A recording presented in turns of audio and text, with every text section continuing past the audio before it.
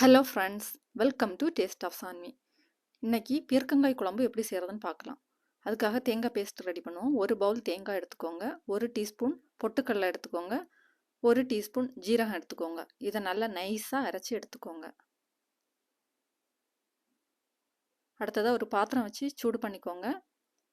அதில் எண்ணெய் சேர்த்துக்கோங்க. எண்ணெய் சூடானதும் கடுகு சேர்த்துக்கோங்க. அப்புறமா கறிவேப்பிலை சேர்த்துக்கோங்க. அடுத்ததாக 20 சின்ன வெங்காயம் சேர்த்துக்கோங்க.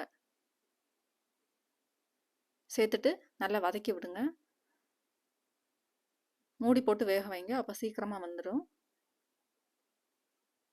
1 டீஸ்பூன் இஞ்சி பூண்டு விழுது சேர்த்துக்கோங்க. சேர்த்துட்டு பச்சை வாசனை போகிற அளவு நல்லா வதக்கிக்கோங்க. ஒரு தக்காளி சேர்த்துக்கோங்க.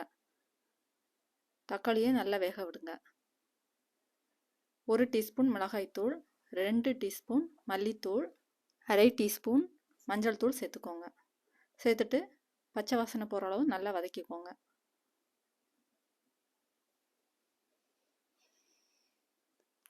கொஞ்சம் தண்ணி சேர்த்துக்கோங்க, அப்போ அந்த மசாலா கரிஞ்சு போகாமல் இருக்கும். அப்புறமா உப்பு சேர்த்துட்டு மூடி போட்டு வேக விடுங்க.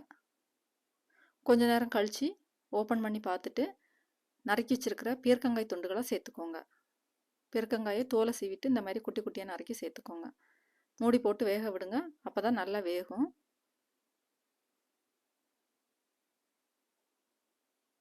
அடுத்ததாக அரைச்சி வச்சுருக்கிற தேங்காய் பேஸ்ட்டை சேர்த்துக்கணும்.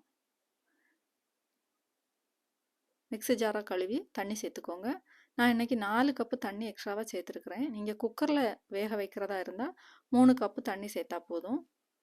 உப்பு செக் பண்ணி பார்த்துக்கோங்க, தேவைப்பட்டால் கொஞ்சம் சேர்த்துக்கோங்க. மூடி போட்டு வேக விடுங்க. இப்போ பீர்க்கங்காய் குழம்பு தயாராகிடுச்சு.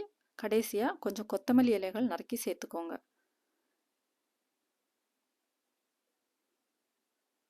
இந்த வீடியோ உங்களுக்கு பிடிச்சிருந்துன்னா எங்கள் டேஸ்ட் ஆஃப் சான்வி சேனலை சப்ஸ்கிரைப் பண்ணுங்கள். நன்றி. வாழ்க வளமுடன்.